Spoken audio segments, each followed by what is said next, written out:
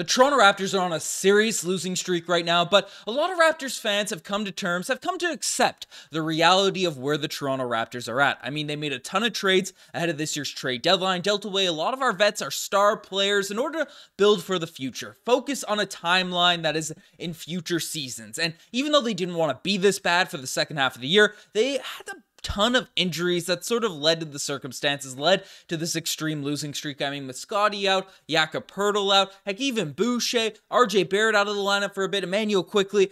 This team really had no hope, and it led to this drastic losing streak the team has been on. However, there's one thing that has a lot of Toronto Raptors concerned, because a few things have played out a certain way that affects and kind of contradicts the direction that the Toronto Raptors are currently going in. So we're going to break down the major concern that a lot of Toronto Raptors fans have about the close to this season and how it could impact the team in the future, and whether or not it's something we should actually worry about. But before we dive into that, folks, again, over 51% of our viewers are not subscribed to the channel. We want to keep you up to date with all of the latest Toronto Raptors news and how the fans are feeling about this team, because again, the losing is one thing. We've come to accept it. It is what it is, but we are building for the future. This Toronto Raptors team made trades, made deals that focus on bringing in young talent that develop around the Scotty Barnes timeline, and a bunch of draft picks that can build up this team's asset capital, build up the sort of potential players in the future. I mean, look at our draft capital. We're looking pretty solid in terms of first round, second round picks,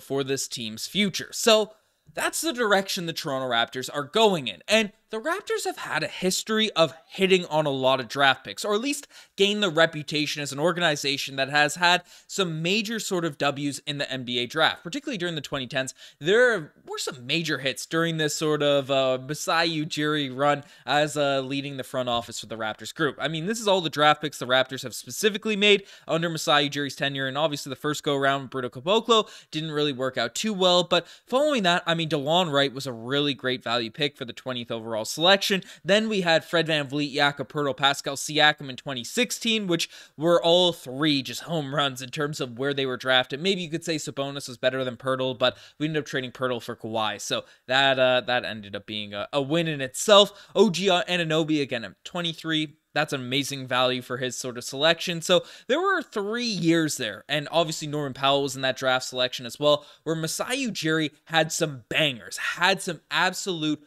W's in terms of draft selection. But then on the back half of his Raptors tenure, there were more misses than hits for Masai Ujiri. I guess that's the only real way to put it. I mean, Duan Hernandez, again, 59th overall pick. No one's going to get too mad there, but trade away that pick. Didn't really do much for the Toronto Raptors. Jalen Harris, another kind of miss. Malachi Flynn didn't work out for this group, and we're going to discuss him. Then we had David Johnson, Delano Banton, and Scotty Barnes, who was a major hit for this Raptors organization, for this Raptors team. Christian Koloko, again, I'm not blaming the Toronto Raptors front office on this. That was a health issue that really derailed his career, so I'm not calling that a miss. I'm not throwing that on the backs of the Toronto Raptors. But then Grady Dick, who obviously has looked good during his rookie season, but you never really know till you're at least 2-3 years down the line to where you can really grade a draft selection. So the Raptors, again, not perfect hits. Scotty Barnes was an absolute home run at that 4th overall selection, but other than that, no crazy dramatic just W's for the Toronto Raptors, but also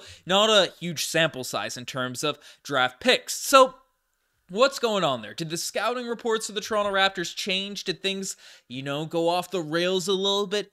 No, I don't think that's the case, because again, we've seen a couple things, and this is where this narrative has really sparked, that a few of these draft selections that had some hype, that got Raptors fans excited at certain times as well over the past few seasons, when they left the Toronto Raptors, they ended up performing really well. Again, yesterday I did a sort of half asleep, sort of surprise, shocked rant last night about Malachi Flynn putting in 50 points for the Detroit Pistons in last night's game. Now, again, he didn't find his footing with the Knicks. He hasn't been putting up the greatest stats for the Detroit Pistons other than this 50-point game. I mean, I broke it down last night's video and also on a Courtside Digest video. If you want more content from me, I'm back on Courtside Digest, so definitely check out that channel for the latest NBA news. But Malachi Flynn, again, having a moment on another team. But the more drastic sort of miss that Raptors fans have sort of discussed is obviously Delano Banton, who's just been on an absolute tear for the Portland Trailblazers right now, averaging 18 points per game, 5 rebounds, 4 assists over his last 19 games, which is a really sizable sample size.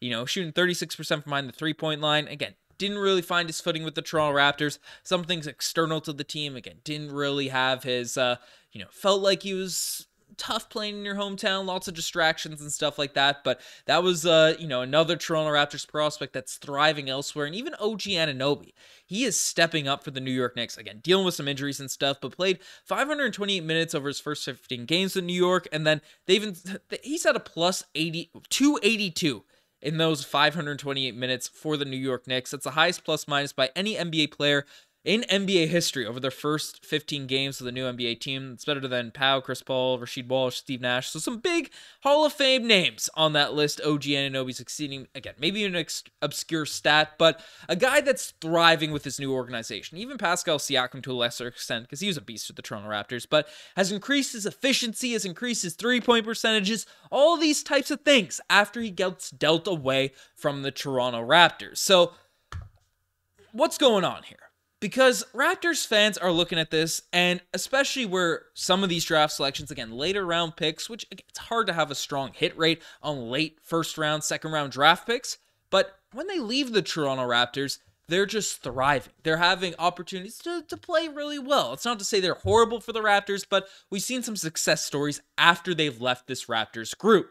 Some people are looking at this team and saying, hey, the scouts on the Toronto Raptors are pretty elite, especially with the hits that happened early on in the Toronto Raptors, sort of this front office's tenure. But can this team really develop young talent?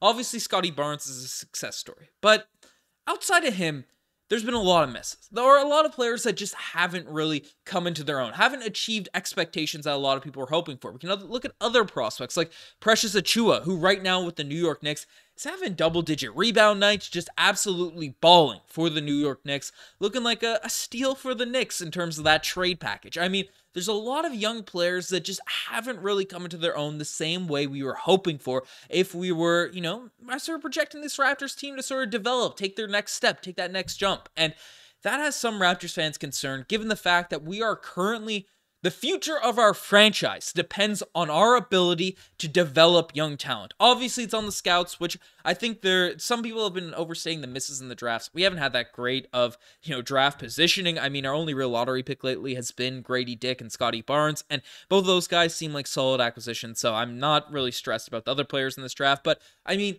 the way that you can develop talent, and also the Raptors' sort of revolving door of prospects they've had over the past 2 months. I mean, again, you have a whole pool of NBA free agents, European players, wherever the heck you want to pull them from, different leagues across the world to bring into this Raptors organization. And we just haven't really have any guys that just took over. And this is the thing that really separated the Toronto Raptors in the 2010s, because we were able to find talent out of nowhere. We were able to pull that needle in the haystack that really just turned into a beast for this Raptors team. And it seems to be something that we haven't been able to do lately, whether it be due to development or, just misses in terms of selections. Whatever criticism you want to throw about those selections, that's up to your interpretation. But the Raptors have to get this right. They have to be able to select the right draft selections. They have to be able to scout players, and they have to be able to develop them in order for the future of this team to actually be intact, to be in a really solid position moving forward, to build around Scottie Barnes, to develop RJ Barrett, to develop Emmanuel Quickley, develop Grady Dick,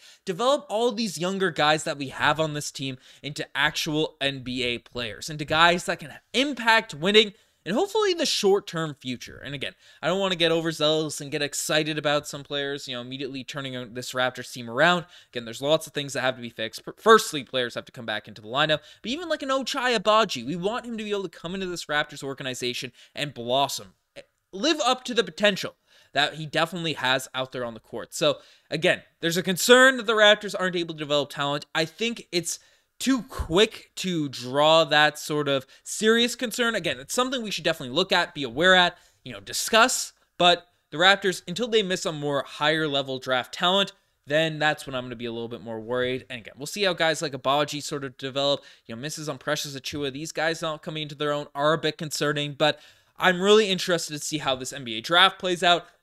How the Raptors are able to see guys, especially with an offseason now of fully rebuilding, how guys like Grady Dick, Scottie Barnes, RJ Barrett, Emmanuel Quickley really come into their own for this team. But let me know what you guys think about the Toronto Raptors' ability to develop talent in the future in the comment section down below. You guys are the best one gets far. Subscribe to the channel if you guys haven't already. I'm signing out. Cheers.